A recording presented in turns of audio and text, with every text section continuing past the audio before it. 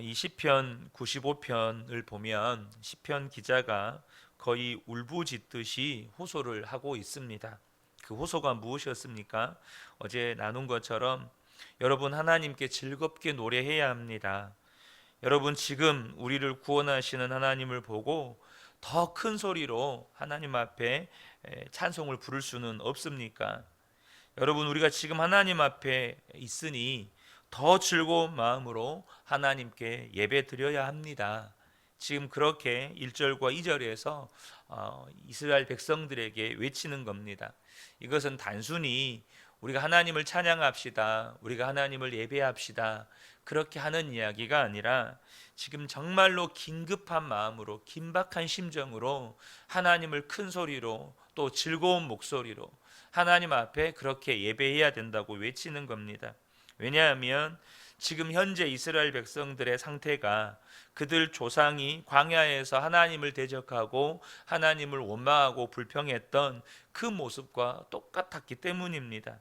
그래서 시편 기자가 하는 말이 뭐냐면, 지금 우리가 예배를 잃어버렸습니다. 예배를 드리더라도 형식적으로만 드리고 그 마음속에 하나님에 대한 원망과 불평이 가득하고 하나님께 대들기도 하고 하나님을 끊임없이 시험하기도 하고, 이렇게 하다가는 우리 다 죽습니다. 우리 다 망합니다. 지금 이 이야기하고 있는 겁니다. 그래서 이제라도 우리가 정신을 차리고 하나님 앞에 온전한 예배를 회복합시다. 정말 우리가 이제라도 즐겁게 예배합시다. 찬송을 부르더라도 정말로 큰 소리로 하나님을 찬송합시다. 그렇게 외치는 것입니다. 사랑하는 성도 여러분, 우리가 아무리 형편이 어려워도 예배가 죽지 않았다면, 또 예배가 정말로 뜨거운 감격으로 드리고 마음에서부터 찬송이 나오고 예배에 드리는 시간이 너무나도 기쁘고 즐겁고 기대되고, 여러분, 그러고 있다면 저와 여러분은 어떤 처지와 형편에서도 낙심할 필요가 없습니다. 왜냐하면 예배가 살아있는 성도는 반드시 삽니다. 예배가 살아있는 성도는 반드시 삶이 회복됩니다. 우리의 삶에 정말로 위기의 순간은 언제냐면, 어떤 삶의 형편이나 어려워서가 아니라 예배가 죽을 때인 겁니다. 정말로 예배가 죽어버린 성도는 정말 삶의 위기라는 겁니다.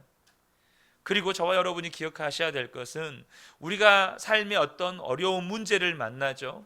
그 문제는 하나님 앞에 진정한 예배를 드릴 때라는 겁니다. 어제 나누었던 것처럼 다윗이 시편 27편에 전쟁통에서 사람들이 자기의 살을 뜯어먹으려고 달라들고 자기를 죽이려고 정말 적군이 쳐들어올 때 다윗은 하나님을 찬양합니다.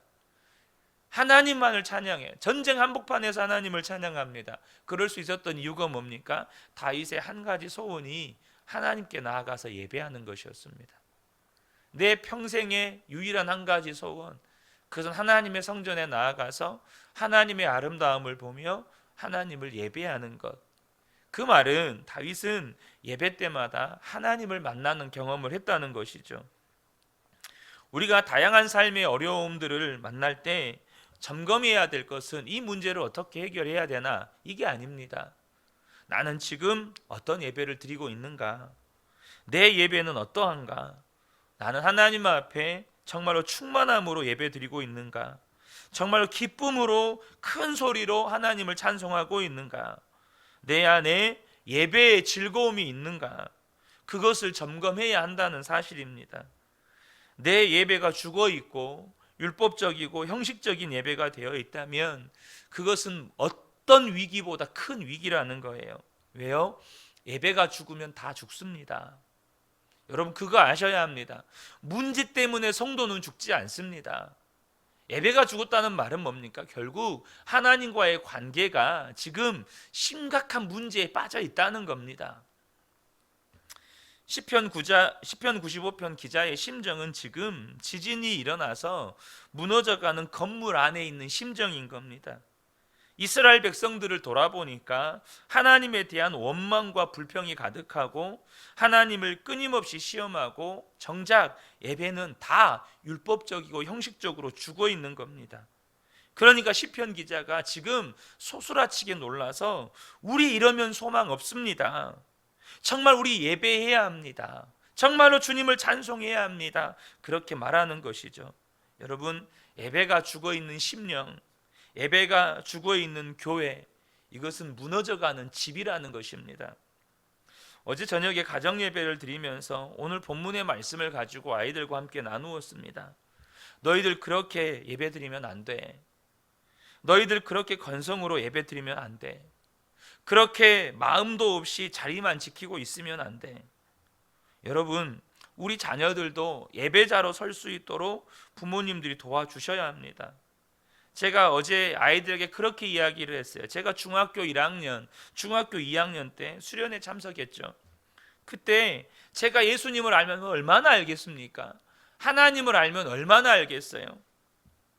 그런데 앞에서 인도하시는 목사님이 크게 찬송하라고 하니까 목사님 말 따라서 그냥 크게 찬송했습니다.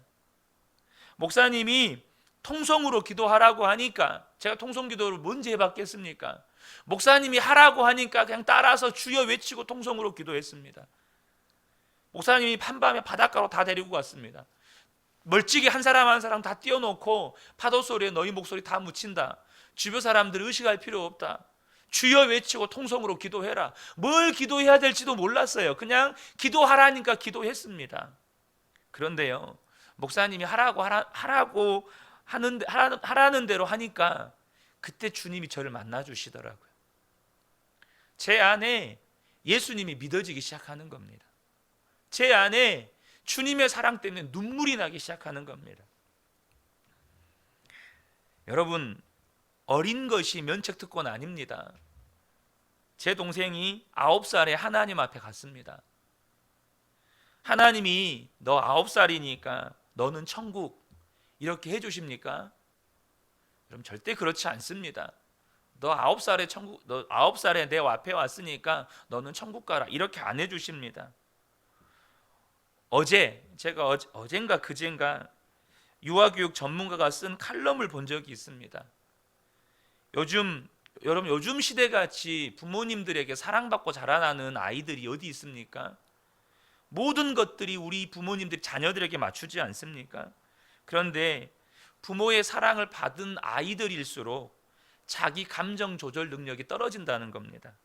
왜요? 부모가 자녀들이 원하는 대로 다 해줬으니까. 그래서 가정에서 혹은 친구 관계에서 자기가 원하는 것이 원하는 대로 되지 않으면 아이들이 소리를 지르거나 혹은 폭력을 휘두르거나 한다는 거예요. 그러니까 그런 아이들을 달래보려고 부모가 결국 하는 게 뭐냐면 처음엔 소리도 질렀다가 폭력도 휘둘렀다가 그런 아이들한테 해주는 게 뭐냐면 결국 스마트폰이나 태블릿 PC로 아이들이 원하는 영상 보여주는 겁니다. 근데 그것조차도 아이들에게 시간을 정해놓고 아이들에게 절제하게 하려면 그게 통제가 안 되는 거예요. 소리 지르고 떼를 쓰고 우는 소리하고. 그러니 아이들이 예배를 드릴 수 있겠습니까? 아이들에게 예배 시간만큼 지루하고 재미없는 시간이 어디 있겠습니까? 가정에서 여러분 예배를 드릴 때 가정 예배 드리는 것 때문에 아이들과 불화가 일어납니다. 예배 드리기 싫다는 거죠. 여러분, 우리 아이들도 하나님에 대해 눈을 떠야 됩니다. 예배에 대해서 눈을 떠야 돼요. 예배의 기쁨과 감격을 누리게 해줘야 합니다. 하나님을 만날 수 있도록 도와줘야 된다는 겁니다. 여러분, 지금 여러분은 어떻게 예배를 드리고 있습니까? 여러분의 예배는 죽은 예배 아닙니까? 습관적으로 예배 시간에 늦는 거, 어떻게 할 수 없어서 늦을 수 있지만 습관적으로 늦는 것은 여러분 두려운 일입니다. 찬송을 부르고 말씀을 듣는데 스마트폰 들여다보고 있는 거, 여러분 그거 정말로 두려운 일입니다. 설교를 듣고 있는데 설교 시간에 졸고 있거나 생각은 딴 세상 가 있는 거, 여러분 그거 정말로 두려운 일입니다. 기도 시간에 기도하지 않고 여러분 기도 시간에 딴 생각하고 있는 거, 그거 두려운 일입니다. 그게 다 뭡니까? 하나님을 무시하는 겁니다. 하나님 모르는 거예요. 하나님을 경외하지 않는 겁니다. 여러분들이 하나님의 심판대 앞에 서면 하나님 앞에 어떻게 예배 드렸는 것도 다 심판받습니다. 네가 나를 이렇게 무시했다. 네가 나를 이렇게 조롱했다. 네가 나를 십자가에서 내가 너를 구원하기 위해 흘렸던 보혈을 이렇게 막대했다. 여러분, 다 이건 예배가 죽어 있는 겁니다. 예배가 바르게 드리는 일은 너무나도 중요합니다. 제가 예배의 중요성을 깨닫게 된 것은 1996년 경배와 찬양학교 수련회에 참석했을 때였습니다. 제가 그때 고등학교 2학년 때였는데요. 전국에서 4,000명의 청소년들이 모여서 하나님을 예배하는데, 그곳에서 이전에 한 번도 경험해 보지 못했던 정말로 압도적인 예배의 은혜를 경험을 했습니다. 정말 그 자리에 앉아 예배를 시작하기도 전에 기도하려고, 이제 앞에서 인도하시는 인도자가 예배를 위해서 함께 기도하냐, 먼저 온 사람들만 그냥 접수 확인하고 먼저 온 사람들 한 200~300명. 여러분, 근데요, 얼마나 그분들이 그것을 위해서, 제가 참석했던 게 그때 6차인가 7차인가 그랬습니다. 그 자리에 앉아서 기도를 하려고 하는데 눈물이 쏟아지기 시작합니다. 눈물이 쏟아지기 시작해요. 제가 그 전까지는 수련회 때는 언제나 반드시 레크리에이션 시간이 있어야 했어요. 특별히 여름 수련회는 물놀이가 있어야 돼요. 제가 생각하는 수련회는 항상 그랬습니다. 근데 그곳 경배와 찬양학교는 3박 4일 동안 예배만 드렸습니다. 중간중간에 잠깐 쉬는 시간은 있었지만 놀기 위해 배정된 시간은 단 1시간도 없었어요. 그런데 얼마나 많은 청소년들이 예배 때마다 앞자리에 가서 앉으려고, 쉬는 시간, 밥 먹는 시간 빨리 뛰어가가지고 밥 먹고 다시 돌아와서 예배 시간 10분 전인가 5분 전인가 문을 여는데, 그 문 열기 전에 30~40분 동안 그 앞에서 대기를 하고 있는 겁니다. 그냥 대기를 하고 있는 거예요. 그리고 문을 열면 뛰어가가지고 제일 앞에 가서 앉는 겁니다. 예배 시간 한 번 드리면 기본 2~3시간을 드립니다. 찬양 시간 1시간, 설교 시간 1시간, 기도 시간 1시간, 오전 시간을 그렇게 다 보내요. 그럼 그 시간 동안 쪼그려 앉아가지고, 정말 에어컨도 안 나오고 없었거든요. 땀 뻘뻘 흘리면서 하나님을 예배하는데, 그렇게 은혜가 그곳에 임할 수가 없습니다. 제가 또 한 번 예배의 틀이 깨졌던 경험은 2004년 카자흐스탄 단기 선교 때였습니다. 그곳에 한국을 비롯해서 중앙아시아 20~30여 개국의 크리스찬 청년들이 모여서 함께 예배를 드리는데, 저는 그때 처음으로 계시록 말씀에 나오는 각 나라와 민족과 방언들이 주님의 보좌 앞에 모여서 하나님의 어린 양과 우리 주 아버지 하나님을 찬양한다는 것이 무엇인지를 처음으로 실감을 했습니다. 언어와 민족과 혈통과 인종과 역사와 전통이 다른 정말로 그 모든 민족들이 모여서 오직 예수 그리스도 한 분을 기뻐 뛰며 찬양하는데, 저는 그때도 그냥 그 자리에 들어가자, 자리에 앉자마자 그냥 눈물을 펑펑 쏟았습니다. 하나님, 이것이 정말 우리가 하나님 나라에서 드릴 예배군요. 여러분, 사실 우리가 예배만 제대로 드릴 수 있다면 우리의 신앙생활에 부족한 것이 없어지게 됩니다. 예배만 제대로 드릴 수 있어도. 여러분, 서양 속담에 그런 속담이 있습니다. 세상에서 가장 가르치기 어려운 수학 문제가 무엇인지 아십니까? 그것은 하나님이 내려주신 복을 세는 겁니다. 이 속담에 담겨있는 2가지 의미가 있다고 생각합니다. 하나는 하나님이 주신 은혜가 너무 많아서 세기 어려운 거죠. 또 다른 하나는 우리의 마음이 너무 완고해서 하나님이 주신 은혜를 받고도 늘 원망과 불평만 하고 산다는 겁니다. 하나님이 나에게 무슨 은혜를 주셨지? 생각이 안 나요. 근데 하나님께 원망하고 불평할 것들은 그렇게 생각이 잘 나요. 사랑하는 성도 여러분, 저와 여러분이 어떤 처지와 형편에 있든지 이미 받은 은혜, 지금 내게 주시고 있는 은혜를 잊어버리면 그건 정말로 두려운 일입니다. 내 마음이 지금 굳어져 있다는 뜻이에요. 저와 여러분이 하나님이 내게 베풀어 주신 은혜를 깨닫게 되면 어떤 형편에서도 우리는 찬송할 수 있죠. 그러면 사는 겁니다. 그러면 영원히 살고 우리 인생도 바뀌는 거예요. 시편 137편은 바벨론 포로 시절 이스라엘 백성들의 애환이 담겨 있는 시입니다. 그들이 바벨론 포로로 끌려가서 바벨론 강변에서 통곡을 하고 웁니다. 그런데 그때 바벨론 사람들이 이 통곡하고 울고 있는 이스라엘 사람들에게 노래 한 자리 해보라는 겁니다. 너희들이 성전에서 불렀던 그 노래 한번 불러봐라. 너희들이 우리 앞에서 성전에서 부르는 찬송 한번 불러봐라. 근데 이스라엘 백성들이 부를 수 있겠습니까? 시편 137편 4절 보면 우리가 이방 땅에서 어찌 여호와의 노래를 부를까? 바벨론 사람들의 술 한죽감 될 거, 바벨론 사람들의 정말로 비웃음과 조롱거리 될 거, 그들이 믿는 신이 우리의 하나님보다 더 크다고 과시하려고 우리에게 시키는 저거를 우리가 어떻게 하나님을 부르던 그 찬양을 이 자리에서 부를 수 있을까? 못 부릅니다. 장기 자랑할 때 마치 노래 한 자리 시키는 것처럼 그렇게 하는 거. 그럴 때 그들은 그 수모를 겪고 어려움을 겪고 이 아끼는 버드나무에다 걸어놓고 입을 열지 않았다고 기록합니다. 어떻게 바벨론 사람들 앞에서 하나님을 찬송할까? 그런데요, 아예 찬송을 안 부른 건 아닙니다. 그들은 자기들끼리 있을 때 하나님을 찬양했습니다. 시편 137편 6절에 내가 예루살렘을 기억하지 아니하거나 내가 가장 즐거운 것보다 더 즐거워하지 아니할진대 내 혀가 입 천장에 붙을지로다.